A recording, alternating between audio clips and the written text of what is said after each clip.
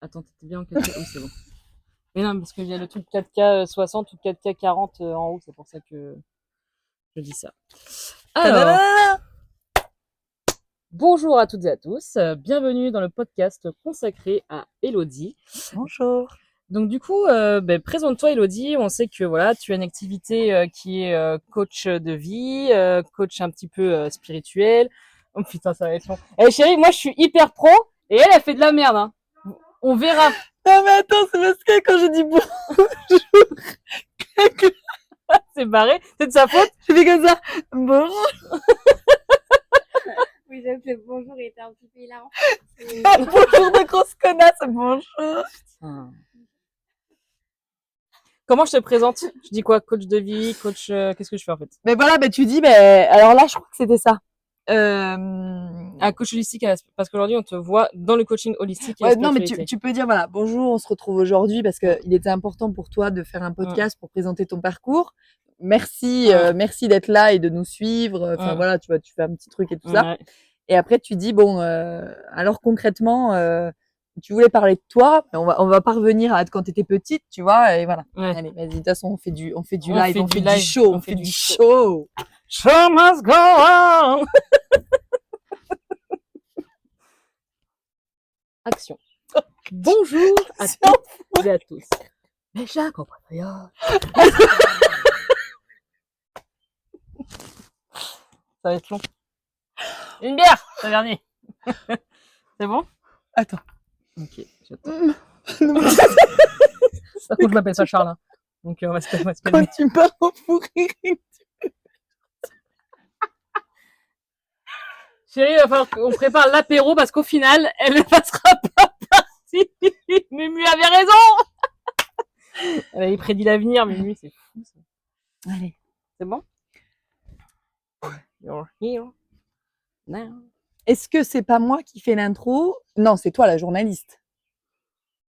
Ça, après, c'est toi qui vois, moi je m'en fous. Coucou tout le monde, bienvenue dans ma nouvelle aventure. On se lance aujourd'hui. Non, mais tu vois, je peux faire ça ou pas? Ouais, mais ouais. Oui, mais non, mais là, Oui. c'est là que je te Putain, il m'a piqué ce bâtard. Oui, vas-y. Je suis en train de me faire Ok, défoncer. allez. Allez. Et coucou tout le monde, bienvenue dans Eh, on n'a pas le droit d'avoir le rire des spectateurs derrière. Est-ce que c'est clair? Allez. Allez, Et coucou tout le monde, bienvenue dans ma nouvelle aventure et dans mon premier podcast où j'ai demandé à mon amie Maroussia de m'interviewer pour que vous appreniez un petit peu plus à me connaître et connaître mon histoire. Bonjour tout le monde. Alors, effectivement, bon, on va pas repartir depuis que t'es petite, hein, quand même. Mais si je te pose la question simplement, d'où viens-tu à la base? À la base, je viens d'une famille qui est très simple, hein, en Vendée, dans un petit village qui s'appelle Saint-Martin-de-Fregnault, plus de vaches que d'habitants. Donc une petite de la campagne, avec un père mécanicien et une mère responsable de rayon dans une grande surface. Voilà. Ok. Et parce qu'en fait, aujourd'hui, on te voit dans le coaching holistique et la spiritualité. Mais à la base, c'était pas du tout ça, non? Ah, pas du tout. De base, en fait, j'ai fait des études de droit. Mmh. Donc, je suis diplômée d'un master 2 en droit du travail. Donc j'ai fait à droite à gauche, hein, je te refais pas tout l'historique Ouais. parce que voilà, j'ai dû partir de la petite bourgade pour aller dans des grandes villes en faculté. Et en fait, de base, ouais, je suis diplômée en droit du travail. D'accord. Et du coup, t'as fait des études, du coup, comme tu dis, assez prenantes. Ouais. Et tu peux nous raconter, même, enfin, pas en détail, mais voilà, un petit peu à quoi ça consistait un peu. Oh, ça a commencé par une licence de droit privé, hein, quelque chose d'assez classique. Donc j'étais à l'ICES, à La Roche-sur-Yon, l'Institut catholique d'études supérieures, donc une fac très catho. Bon, pour ceux qui me connaissent, ça me correspond pas forcément, mais mes parents s'étaient dit bon, on va la foutre dans un truc catho pour qu'elle se tienne un petit peu et qu'elle réussisse ses années fac, ce qui a quand même plutôt bien marché. Bon, après j'étais pas trop la bonne élève. Hein. Il a fallu que je redouble d'efforts pour y arriver. Tu vois ce que je veux dire? Ouais, je vois. J'étais pas celle qui avait des facilités, on va dire. Ouais. Et donc du coup, justement, à quoi ressemblait ta vie à ce moment-là? Ah là, ma vie, c'était les fiches, les révisions, plus oui. de sorties. Les seuls trucs que je faisais, parce que j'ai mon cheval, Tom, que j'ai toujours d'ailleurs. Et le seul truc que je faisais, c'était le week-end, je m'autorisais à aller faire une balade en fin d'après-midi. Mais je bûchais tout le temps, toute la semaine dans mon appartement étudiant. et tous les week-ends, tout le temps, Ouais, tout le donc temps, tout c'était le temps. vraiment plutôt tu bosses et les autres sortent Ah ouais, le complètement, week-end. complètement. D'accord. Et du coup, ensuite, ton parcours pro, il s'est construit comment après tes études? Alors après mes études, en fait, j'ai fait un master 2 où en gros la seconde partie du semestre, c'était de faire un stage. Donc en gros, j'ai fait D'accord. comme une espèce d'alternance Mmh. au siège social de chez Orange, donc anciennement France Télécom, en tant que chargée des relations sociales. Mmh. Donc là, c'était hyper sympa. Franchement, le cadre hyper cool, les Oui. gens, enfin, hyper bien accueillis et tout ça. Donc j'ai commencé comme ça et ensuite, ben, j'ai cherché du boulot parce que ce stage-là, après la fin d'année, ça s'est terminé. D'accord. Et en fait, j'ai cherché du boulot. Là, ça a été la galère Ouais. parce que ben, t'es jeune, Mmh. t'es étudiante. Tu Enfin, pas tu sors d'expérience? d'études, t'as pas Bien sûr. d'expérience, mais genre, t'as 30 ans, Mmh. mais il te faut 40 ans Eh oui. d'expérience, tu vois. Voilà, donc c'était un peu compliqué. Et en fait, j'ai trouvé mon premier boulot dans un syndicat patronal à La Roche-sur-Yon, D'accord. qui travaillait dans la métallurgie. Ah C'était oui, donc l'horreur, oui, rien à voir l'horreur. avec tes perspectives, quoi. Ouais, ben en fait si, parce que j'étais juriste en droit du travail, Mmh. mais le syndicat, l'horreur. Les Ouais, gens étaient horribles avec moi. d'accord, Et puis je sais pas, ouais, c'était vraiment horrible. d'accord. Bah, après, vu de l'extérieur, on va dire que niveau études, tout était coché pour que tu aies un avenir, Ah complètement. on va dire, voilà. Mais à l'intérieur, ça donnait quoi? Ben à l'intérieur, si tu veux, je savais pas trop où j'allais. Mmh. C'est-à-dire que je me disais bon ben voilà, tu vois, je prends le boulot de juriste en droit du travail au syndicat patronal. Ensuite, je prends un boulot de chargé de recrutement chez Randstad. Mmh. Bon là, hyper sympa parce que si tu veux, j'ai des collègues, un chef plutôt super cool. On Ouais. va au match de rugby le week-end à Castres. Ben je me rapproche aussi de mon conjoint parce Oui. que mon conjoint habitait à Castres. Moi, j'étais un peu partout Mmh. quoi. Donc plutôt sympa quoi. Ma collègue super sympa, mais alors le boulot relou quoi. Ouais. Et puis je sais pas comment t'expliquer, mais comme si ben j'étais là. Euh, et que d'un point de vue social, ça sonnait bien, mais à l'intérieur, il y a rien qui Il y a rien vibrait, qui quoi. vibrait, ouais. Voilà. Et donc du coup, il s'est passé quoi pour que tu te dises, je peux plus continuer comme ça? C'était un moment précis ou plutôt plusieurs petites prises de conscience? Il y a eu un moment précis. Je vais te dire. Alors, je sais plus trop dans quel ordre ça s'est passé, mais il y a eu un moment dont je me rappelle. Je vais voir un mec médium. Alors, me demande plus pourquoi. Je vais le Mmh. voir. En fait, ça commence un petit peu chez Randstad. Chez Randstad, j'y reste. Donc, en fait, pour t'expliquer, je gère tout ce qui est recrutement Mmh. et intérim. D'accord. Donc, ce qu'il faut savoir, c'est que le monde de l'intérim, c'est Mmh. un monde qui est horrible. En Eh termes oui. de ressources humaines, c'est Mmh. vraiment un monde qui est très difficile à gérer. On est sur des absences régulières, justification auprès des clients. Mmh. Tu cherches tout le temps le mouton à six pattes qui n'existe pas, mais ton client il te dit je te paye pour ça, donc démerde-toi Beh, en bien gros. sûr, ouais. Donc c'est très compliqué. Et en fait, au bout d'un moment, je suis en saturation quoi. Mmh. Saturation des gens. Je supporte Mmh. plus personne. Et je me fais agresser dans l'agence par un schizophrène. D'accord. Le truc Mmh. horrible avec ma collègue Sabine. Et en fait, personne vient nous aider.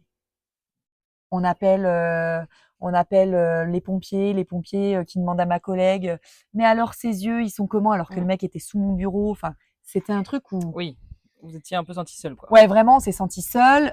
Et ma collègue me dit, enfin, je te fais pas toute la scène parce que ça a Mmh. duré longtemps, mais ma collègue me dit, écoute, Elodie, reste là pendant qu'il est accroché à ton pantalon, Mmh. parce qu'on en était là, il était en Ouais. train de mettre des pinces à linge à mon pantalon.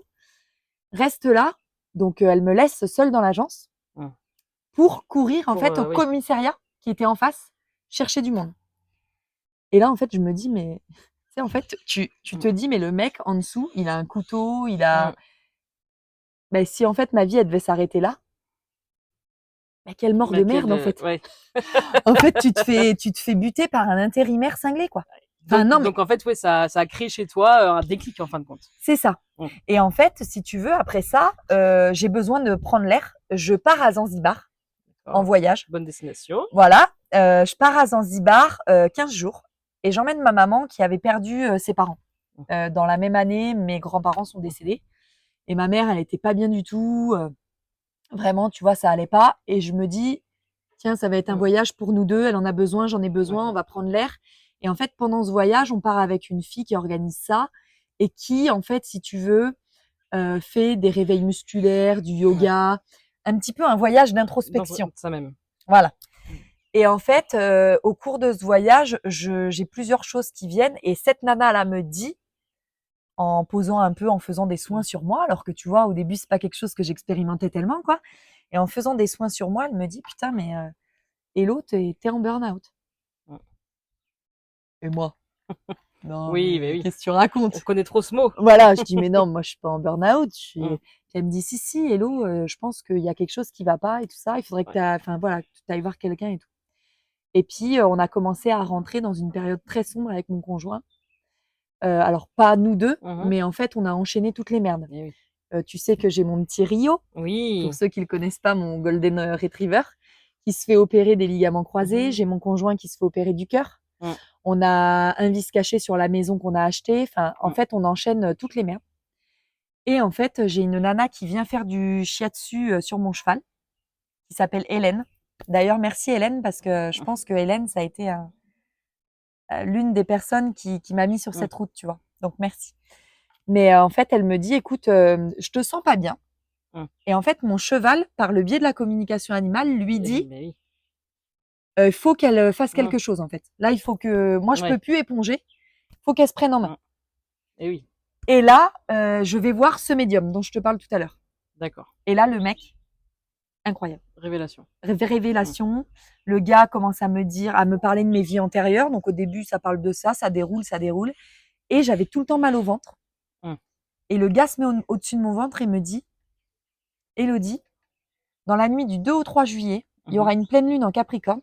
Je suis Capricorne. Mhm. Ton problème de ventre va être résolu. Oui. Là, je lui dis, non, mais, ah, ok.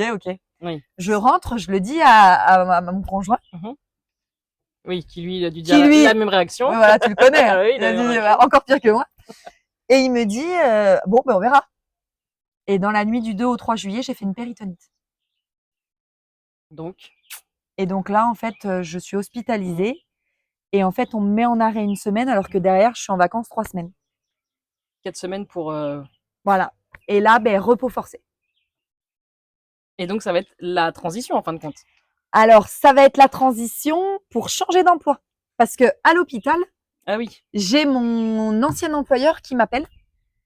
Alors, j'étais chez Randstad, Mhm. j'accompagnais des clients et mes Oui. clients savaient que là, ça faisait plus de 5 ans que j'y étais. Ça commençait à tirer, j'en avais un peu Ouais. ras-le-bol. Donc, mes clients savaient que j'avais une volonté de partir. Mm. Et en fait, un client avait recruté une DRH dans une entreprise et en fait, a donné les Mhm. coordonnées de cette DRH en disant, ben moi, j'ai une personne super qui cherche du Qui boulot cherche du boulot. pour te remplacer si tu veux l'appeler. Et en fait, on m'a débauchée de chez Randstad et c'est là où j'ai exercé en tant que directrice des ressources humaines chez C'est vrai. Benessa. D'accord. Et du coup, ben, concrètement, là, on vient de faire un peu ta vie d'avant, Ouais. pour le coup. Et comment tu passes de cette vie-là, de directrice des ressources humaines, avec beaucoup de, bah, on va dire, de responsabilités dans ta C'est vie ça. de tous les jours, à ce que tu fais aujourd'hui? Ben alors, j'arrive à la Réunion parce Oui. que ben donc je suis en poste DRH ressources humaines. Je valide la période d'essai. Ça fait 9 ou 10 mois que j'y suis. La fille d'avant, ça faisait aussi 9 et 10 mois. Elle les Eh a oui. claqués entre les doigts. Moi, au bout de 9 et 10 mois, je rentre un soir à la maison. Mon conjoint me dit bon ben Mm. on s'en va. Parce qu'on va préciser que du coup, il est militaire, Voilà, donc peut éventuellement être muté ailleurs. c'est ça. Et donc il me dit on s'en va. Sauf que moi, je m'y attendais pas du tout parce que normalement les mutations Mm. sont en décembre-janvier. Eh oui. Il m'annonce ça mi-mars. Et on doit partir mi-juillet. Donc, comment te dire que je lui dis, mais en fait, mi-mars, ça veut dire que ben, moi, mon préavis, il est de 3 mois. Donc, il va pas falloir que je tarde à l'annoncer. Puis moi, tu sais, garder des secrets comme Eh ça, oui, pas oui, être honnête, pas c'est être- pas mon oui. truc. Donc, ben, je dis, je démissionne et donc, je pars à La Réunion. Et donc, j'arrive ici et je m'étais dit, pendant 6 mois, je ne fais rien. Ouais. Vraiment la pause. Je ne travaille pas, je fais la pause. Mm. Parce que mine de rien, tu vois, après l'appendice, j'ai démissionné. J'ai continué mon boulot chez Ouais. Randstad, j'ai démissionné, j'ai repris un boulot de DRH. Ça ne s'est J'a- pas vraiment arrêté au final. Ben non. Donc là, Mm. finalement, je me dis, je fais rien, je profite Mm. de l'île et je prends ce temps de repos. Et en fait, sur l'île, il va se passer des choses intenses. D'où son nom. Voilà. Et il va se passer des choses exceptionnelles. Je vais rencontrer des gens, mais incroyables. Et en fait, si tu veux, mes capacités et mes dons vont se multiplier. Mm. Et je sais pas, je te parle tout de suite de mon bilan pro ou pas? Qu'est-ce que t'en penses? Bah, vu que là, on vient d'attaquer ta transition, en fait. Donc là, tu me racontes en fait comment tu passes de cette vie-là à ce que tu fais aujourd'hui. Mhm. Après, on part sur ton entourage, comment il a réagi. Ouais. Et est-ce que tu as des moments de doute? Donc là, il vaut peut-être mieux que je te parle de mon bilan professionnel. Parce que là, j'arrive à la Réunion, qu'est-ce qui Ben, se c'est ça, passe? qu'est-ce qui se passe? C'est Voilà. ça. Vas-y. Donc, du coup, j'arrive à la Réunion, je me dis, je fais 6 mois sans rien faire. C'est mal me connaître. Parce que moi et rien faire, c'est compliqué. Et donc, du coup, j'arrive ici donc en juillet, donc le temps d'emménager, prendre ses marques, etc. J'ai mes premiers rendez-vous avec France Travail. Bon, la fille, enfin, une conseillère France Travail, franchement, Hum. on sait le dire quand c'est pas bon. Et Mais oui, il alors faut le là, dire quand c'est bon aussi. Hein. une fille au top, Ah, vraiment une super. femme Hum. exceptionnelle. Et en fait, elle me donne le contact d'une nana qui fait des bilans. Et elle me dit, vous verrez, les bilans, ils sont un peu... c'est des bilans de compétences, mais Hum. pas que. Parce que moi, je lui dis, ouais, attends, moi, chez Randstad, je faisais des bilans de compétences. Oui, En termes on les connaît, d'RH, les j'en ai bilans, déjà... ouais, Voilà. bien sûr. Tu sais faire ça, Ouais, t'es ouais. organisé, t'es autonome. Oui, oui. Un Enfin, vrai voilà. bilan, quoi. Voilà, Là, il je fallait voulais quelque chose de un vrai concret. bilan. Hum. Et donc, du coup, je contacte Sandra Parode, Mhm. qui travaille pour MapUp. Sandra, pareil, un grand merci parce qu'elle, Hum. ça a été un ange tombé du ciel. Et en fait, elle me fait un bilan et en fait, elle me fait un bilan de vie. Oui. Donc, j'entame le bilan en octobre. Je le finis en décembre. C'est un bilan qui dure 2 mois où vraiment, c'est un bilan qui vient travailler, mais à l'intérieur de Hum. toi, de ton cerveau, quels sont tes besoins primaires, Oui. qu'est-ce qui t'anime, quelles sont tes vocations, ton incarnation. Donc, on sort un peu ouais, de ce milieu pro pour aller chercher vraiment au fond de toi, quoi. Exactement. Hum. Et donc là, je ressors enfin, je suis en phase finale de ce bilan. Mhm. Et en fait, elle me dit, ok, tu vas lister, parce que je lui dis, ouais, mais tu vois bien, en fait, moi, ce qui m'intéresse, ben, c'est la Hum. spiritualité, les retraites, les Bien sûr. machins, les ceci. Mais je dis, mais ça, c'est pas possible, en fait. Hum. Enfin, donc concrètement, qu'est-ce que je peux faire? Eh oui, Et elle me dit, mais en fait, pourquoi tu dis concrètement, qu'est-ce que tu peux faire? Hum. Pourquoi ça serait impossible? bien sûr. Et donc là, elle me dit, bah, liste-moi, en fait, tout ce qui t'est arrivé de Depuis. spirituel depuis que tu es arrivé à La Réunion. Et en fait, je Ouais. me prends au jeu et je fais une liste, mais une liste qui ne s'arrête plus, Marou. Et en fait, elle me dit, mais en fait, tu as tous les signes qui sont là. Hum. Et donc, je construis mon projet avec cette personne. Ouais. Et en construisant le projet, je suis pas encore sur la thématique de coaching. Je suis sur un accompagnement, des retraites, quelque chose de spirituel, mais plus direction entreprise. Oui. Dans ce que Parce tu connaissais déjà, au et final. puis ce qui est admissible socialement. Bien sûr. Parce que tu vois, quand tu dis aux gens, Hum. je vais être coach spirituel, alors que Bien tu dis sûr. ouais, je vais coacher les entreprises pour remettre de l'humain un peu au Hum. cœur de l'entreprise, ils vont dire Ça ah sonne, bon, ça sonne différemment. voilà, c'est une Bien ancienne sûr. DRH, elle va venir, voilà. Ouais. Voilà comment ça s'est passé, on va dire. D'accord. Et du coup, une fois que tout ça s'est mis en place, t'en as parlé à ton entourage, donc du coup, je suppose. Comment Ouais, ils ont réagi? du coup, mon entourage leur présente la chose plus sur le côté entreprise, Eh oui, donc ils réagissent plutôt bien. bien sûr. Et puis, petit à petit, je sais pas, j'ai les cartes qui m'appellent beaucoup, donc je fais de plus en plus de tirages, je fais des choses de plus en plus holistiques. Et puis du coup, j'entame ma formation de coach en avril, coach C'est vrai. professionnel. Et j'arrive dans cette formation de coach avec Pascal Mallet, qui est un psychothérapeute, hypnothérapeute, enfin un mec Ouais. exceptionnel, qui pareil, lui, il a changé de vie, il était cadre chez Canal, il est devenu, enfin il a repris des études, enfin vraiment un mec Mm. hyper inspirant en fait. Et puis ce mec hyper connecté quoi. Eh oui. Et dans la formation de coach, on est 4. Et dans cette formation, il me laisse libre cours à mon intuition. Mm. Et en fait, limite, il appuie en me disant Oui. mais est-ce que tu veux vraiment faire du coaching de groupe? Est-ce que tu veux vraiment Mm. faire du coaching d'entreprise? Tu vois, il fallait Mm. s'interroger. Et en fait, plus Oui, ça bien sûr. parle et plus je me dis putain, mais Mm. pardon. Plus je me dis mais ouais, en fait, ce que je veux, c'est aider Mm. les autres, mais pas forcément que dans le monde de l'entreprise.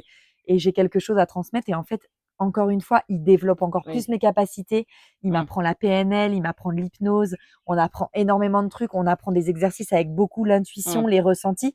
Et moi, en fait, le fait qu'il m'appuie sur ça, Ouais. ben, ça développe Ça encore développe, oui. plus. Ce côté, du coup, holistique et spiritualité, Exactement. bien sûr. Exactement. Et du coup, donc, on va dire que c'est à ce moment-là que tu commences à t'ouvrir à cet C'est univers-là. ça. Et comment tu découvres, du coup, en plus grande profondeur les retraites, les soins, tout ça? Alors, les retraites, je les avais découvertes parce que déjà à Zanzibar, alors c'était pas une retraite à proprement dit, mais c'était un voyage d'introspection, on va dire. Et j'avais fait une retraite au Maroc avec une chamane, Sandrine, un amour de femme, Beaucoup de vraiment. dédicaces aujourd'hui. Ouais, non, mais parce que je tiens beaucoup à remercier, Bien parce sûr. que honnêtement, ces gens-là, en fait, tu te dis que sans eux, Bien sûr, il y ta a- voix se serait pas ouverte de voilà, la bonne façon. exactement. Bien sûr. Et Sandrine, ça a vraiment été, tu vois, j'en parle, j'ai des frissons parce que Mm. cette femme, ça a été une rencontre au Maroc. En fait, c'est quand je suis DRH, Mhm. je fais un voyage avec une amie, Anna, et on se dit, bon, tiens, on part toutes les deux. Nos conjoints, tous les deux militaires, étaient partis à Oui, droite bien à gauche. Hashtag vie ma vie de Mili, enfin de femme de Mili. Jamais là, mais voilà. Et donc, du coup, pour combler un petit peu l'absence et le manque, on part entre Bien sûr. filles, on va au Maroc et on fait une retraite chamanique. D'accord. Et là, je peux même pas te dire ce qui se passe parce que tu es en constant travail pendant une semaine sur Mm. toi et tu Oui. reviens métamorphosé. T'étais plus la même personne, en fait. T'apprends tellement Mm. à te concentrer. Et puis, t'es dans le Maroc, dans le désert, t'as pas d'eau. Bien Tu sûr. te douches pas Tu comme reviens un tu peu à veux. l'essentiel, quoi. Ah, Hein, mais complètement. Et du coup, pendant cette retraite-là, il y a un moment où tu t'es dit, ok, là, il se passe quelque chose. Ben, un peu tout le temps, parce que si tu veux, j'ai des signes. Alors déjà, le truc de ouf, elle nous dit: «Allez vous mettre sous un arbre pour un» enfin, non, pas du tout. Elle nous dit: «Allez dans un moment d'introspection, écrire». Donc moi, je me mets sous un arbre, à l'ombre, dans le désert. Tu vois, il y avait un arbre, je me mets dessous, je commence à écrire et le soir, on rentre en cérémonie Oui. et je vois un scorpion jaune. Mhm. Et putain, je hurle: «Scorpion, scorpion!» Puis tout le monde: «Ah!» Et puis, tu sais, les berbères là, Oui. les Touaregs: «Mais non, il y a pas de scorpion!» Tout le monde l'avait bien vu, hein, Oui, donc oui. et donc elle me dit, Sandrine, elle me dit: «Putain, mais tu te rends compte, tu étais sous l'arbre, Mm. mortel». Eh Donc oui. dans le désert, il y a un arbre où en gros, si tu manges les fruits ou les feuilles, je sais plus, tu peux Oui, crever, quoi. d'accord. Donc j'étais sous cet arbre-là et le scorpion jaune, il est mortel. Donc D'accord. en fait, elle Bon, me dit: «Là, il y a des messages oui, bien à sûr. comprendre, en fait. Tu es en train de te mettre en danger». Et là, en fait, je Mm. me dis: Oui. «Peut-être que ce que je vois pas à l'intérieur, ça c'est en train de se manifester Mhm. malgré moi». D'accord. Voilà. Donc ça, c'est un premier déclic et après, le second déclic, c'est qu'on me parle, d'un jumeau, Mhm. dans le ventre de ma mère, chose, que je ne sais pas, moi.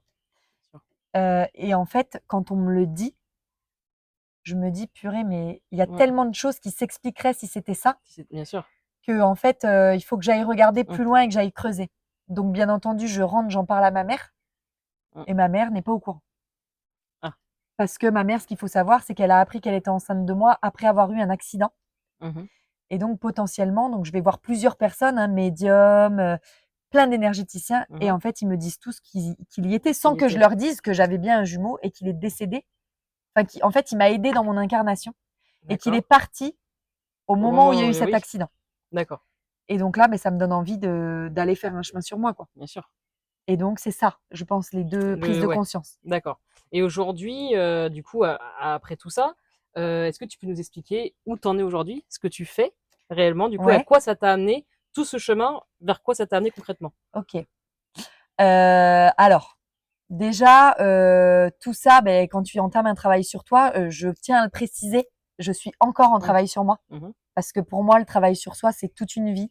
C'est un apprentissage et c'est travailler. Enfin, c'est pas en gros, je travaille sur moi, je vais Mm. faire 2 retraites et Bien sûr. je sais que j'ai un jumeau, je vais lire 3, 4 livres sur la Mm. jumélité et enfin, je sais pas Et si on dit puis, comme oui, ça, oui. mais voilà. Ouais. Mais en gros, et c'est réglé. Pas du tout. En fait, je suis encore en train de faire du travail sur moi et en fait, j'ai vu à quel point c'est bon Mm. et à quel Mm. point ça m'a changé et à quel point la personne que je suis devenue est tellement plus apaisée, Bien sûr. tellement plus alignée. Avec toi, bien Voilà. sûr. Et je suis moins écorchée vive, je suis moins dans la colère Mm. pour ceux qui m'ont connue avant, tu vois. Mm. D'ailleurs, j'ai perdu beaucoup de monde, hein, Mm. autour de moi parce que les Mm. gens me mettaient une étiquette de la violence, la Mm. racaille. Enfin, et tu m'as connue. On avait la même, je pense. Voilà. Et en fait, Mm. je suis tellement devenue une meilleure version de moi-même Mhm. que je me suis dit, il faut que je partage ça. Bien sûr. Il faut absolument que j'aide les gens Mhm. à devenir la meilleure version d'eux-mêmes et aussi à comprendre, parce que au-delà de ça, parce que c'est bien beau de dire devenir la meilleure version de soi-même, mais au-delà de ça, c'est de comprendre pourquoi j'en suis Pourquoi? là, Mm. comprendre pourquoi c'est Mm. difficile et que tu n'es pas seul en fait dans ce cheminement. D'accord. Et donc, du coup, concrètement, qu'est-ce que tu proposes aujourd'hui aux gens? Alors aujourd'hui, j'accompagne les gens à travers des séances individuelles. Alors dans un premier temps, je fais du coaching, donc où j'utilise des techniques, de la PNL, les cartes, le pendule. Voilà, je fais même aussi des purifications, des soins. En gros, c'est des combinés. Je pourrais pas te dire comment se passe une séance parce que c'est des séances qui sont combinées avec plein de techniques D'accord. où je m'adapte en fait à la personne. C'est-à-dire que la personne, elle va venir avec une problématique ou un objectif. Je commence souvent par un entretien un peu découverte pour savoir un petit peu, creuser, etc. Et si je vois que la personne, elle m'en dit pas trop, je vais m'aider des cartes Bien sûr. parce que les cartes me permettent aussi de savoir sur quoi travailler. Donc ça, c'est les outils avec lesquels tu vas Voilà, travailler? voilà. T'en as d'autres? Ouais, les cartes, le pendule. Je travaille beaucoup avec l'intuition. Alors, c'est pas vraiment un outil, mais en gros, je canalise. Oui, J'ai des messages qui me viennent et en fait, je transmets. d'accord. Je suis un peu une personne, je pense, canal. Mmh. Donc, je transmets et en fait, à partir de là, si tu veux, les personnes, je vais faire des exercices avec elles ou alors je vais proposer un soin énergétique Mmh. ou alors on va faire une méditation guidée et en fait, Ouais. à travers ça, soit je débloque à l'intérieur des blocages Mmh. énergétiques, des blocages des chakras, Mmh. des blocages émotionnels ou alors par le biais d'exercices plus concrets parce qu'il y a des gens Mmh. qui sont plus terre à terre, Bien sûr. là, on va être plus sur des exercices coaching PNL. D'accord. Pour au moins commencer à débloquer et Exactement. les emmener, d'accord, vers Voilà. autre chose. Et donc du coup, dans ce que tu fais, qu'est-ce que tu préfères? Ah, j'aime bien les cartes, quand Mmh. même parce que les cartes, Mmh. c'est mon outil. En plus, quand je tire les cartes au début, donc c'est en sortant de la séance avec ce médium, Mmh. il me dit, on m'a demandé donc au-delà de la péritonite, les problèmes, de vie antérieure et tout, il me dit, on m'a demandé donc l'univers lui aurait demandé de débloquer mes capacités et il me dit: «Dans quelques jours, ou même là, si tu sors et que Mmh. tu as envie d'aller quelque part, peut-être que tu vas aller acheter quelque chose, tu enfin l'univers te Oui. guidera». Et je vais à l'espace culturel de Leclerc à Castres, je m'en Mmh. souviendrai tout le temps, et j'achète mon premier jeu Jeu de de cartes. tarot, Ah, de tarot. le tarot d'or. Et en fait, j'achète ça et je le dis pas trop au début que je Mmh. tire les cartes. Et je sais pas pourquoi, un jour, on se retrouve avec mon père, tous les deux. Mon père venait pour mes soucis de ventre, justement, Mmh. et Mika était encore absent. Et donc, mon père descend de Vendée à Castres pour m'accompagner parce que je devais subir Un une examen peut-être? anesthésie Ah. et il fallait pas que je sois seule. Donc, Mmh. mon père est descendu. Et en fait, on partage un moment seul avec mon père et je lui dis, papa, tu sais, j'ai acheté un jeu de cartes. Et là, mon père me dit, bah, tu sais que ta grand-mère a tiré les cartes à tout le quartier. Et Comme là, je, quoi. et là, je découvre Eh oui. qu'en fait, mes grands-mères et même Mmh. la grand-mère de ma mère le faisaient. Et en Ah fait, oui. je me dis, il n'y a pas de hasard. C'est pour ça que les cartes, j'ai une affinité Mmh. particulière, tu vois. Bah, C'est bien un sûr. outil que je pense qui m'a Qui se été transmet, transmis. bien sûr. Voilà. D'accord.